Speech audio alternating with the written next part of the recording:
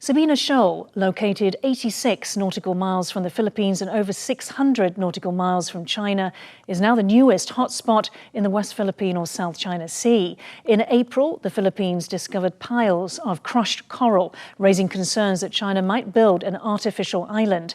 Since then, the Philippines has stationed its own vessel there to prevent any further China action.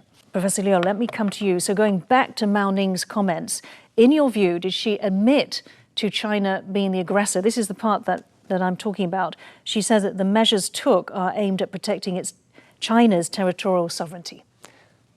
I think since many of us are looking into the longer time frame, which looking back in the last 3-4 decades, if there would be a historic understanding of exactly what happened on the ground, we would definitely understand the reason why Chinese government made such a statement, because the reason why China lately has mobilized more than almost 200 different ships guarding against Sabina Shoal, because there is a strong reason they don't want to see things reduplicate as a Second Thomas Shoal back in 1999. Professor Liu, you pointed out China's perspective, but there's also the Philippine perspective, right, which is that it does not want to see another mischief reef.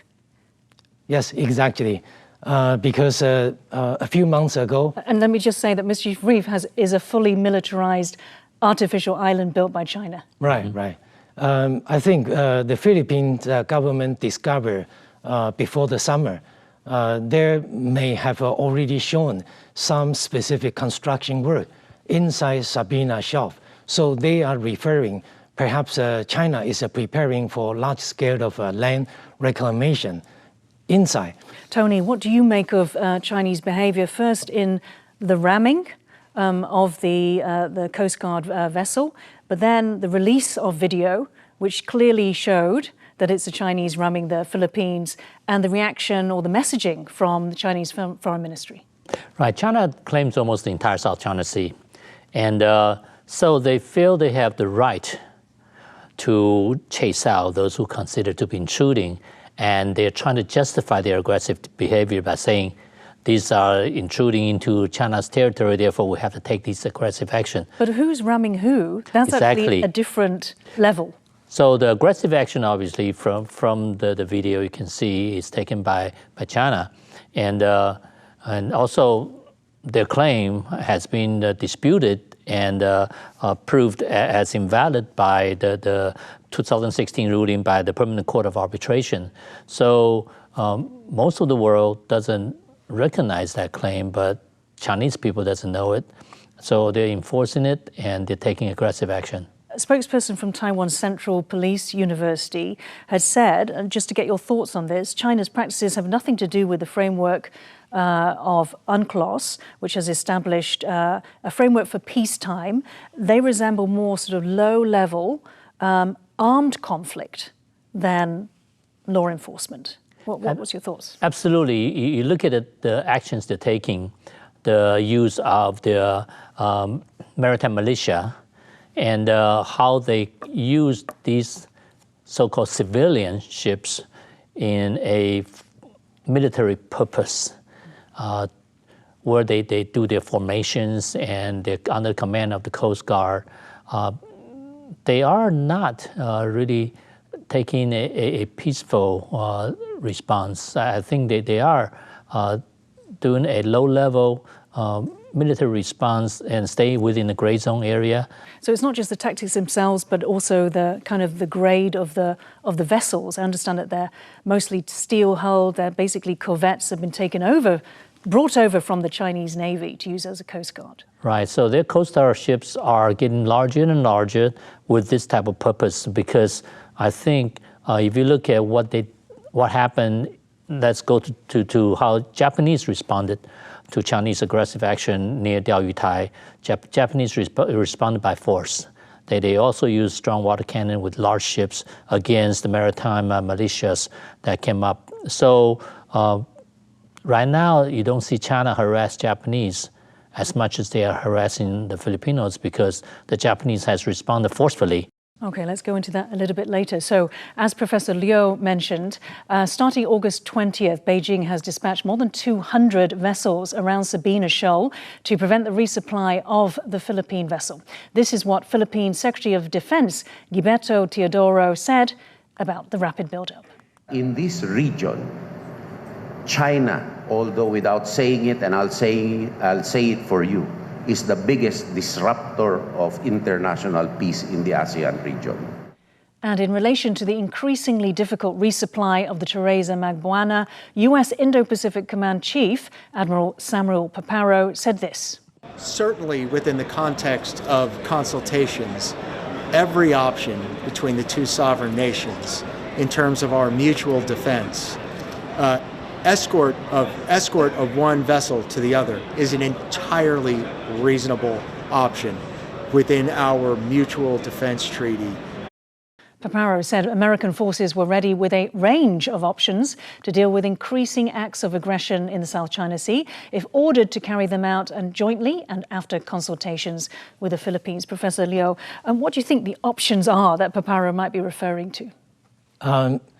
Because there is a mutual defense treaty signed back in 1951 between the Philippines and the United States.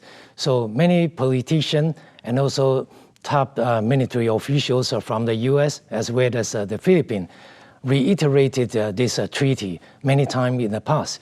But whether this may be a good time for the U.S. to reactivate this treaty, nobody knows where this the line. But checking back to this original treaty, Article 4 and Article 5, it indicated if a party concerned, these are two parties, armed attacked. So the key question is which one can be defined as an armed attack in the scene. So I think Tony just made it very clearly. Chinese Coast Guard is utilizing gray zone tactic in the scene. So it would be very difficult to define this action, even if aggressive action can be considered as an armed attack to one of the party there. Tony, do you think then as a result, the Mutual Defense Treaty needs to be revisited, needs to be redefined to make it clearer, or is that not the way? I don't think that's necessary. It's unfortunate that President Marcos has said himself that he would consider invoking the Mutual Defense Treaty if a Filipino suffered death during the incident. So he basically said anything before the killing of a Filipino person that he wouldn't invoke Mutual Defense Treaty. I think that's a mistake. Right. That's very, very bad mistake, because when the Chinese Coast Guard used an axe to hit the Filipino ship, is that an armed attack?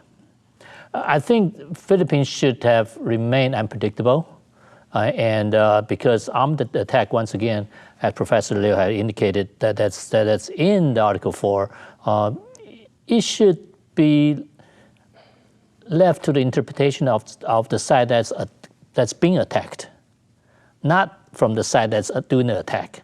So the side that's being attacked should have the right to determine when it's under attack and when to invoke the Mutual Defense Treaty. I understand Marcos is trying to de-escalate, but I'm afraid China might take it as backing down, as a weakness, and they will continue to push until, hey, I didn't kill one of your guys, I'm going to keep on ramming your ship. So you're saying rather than focusing on the result, on the ends, it should really focus on the method that China is using?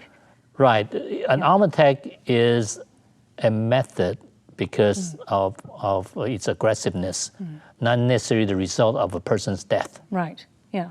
And do you think it should be defined via firepower versus non-firepower? By the action. Right, or do you mean by the aggressiveness? So even non-firepower attack could still be, could be very violent. Right, they can like I said, when they use the axe, it was a hostile intent, right? Yeah. And so obviously I'm sure there are other people who disagree with me, but I believe Philippines should reserve the right to interpret when that armed attack happened. Right.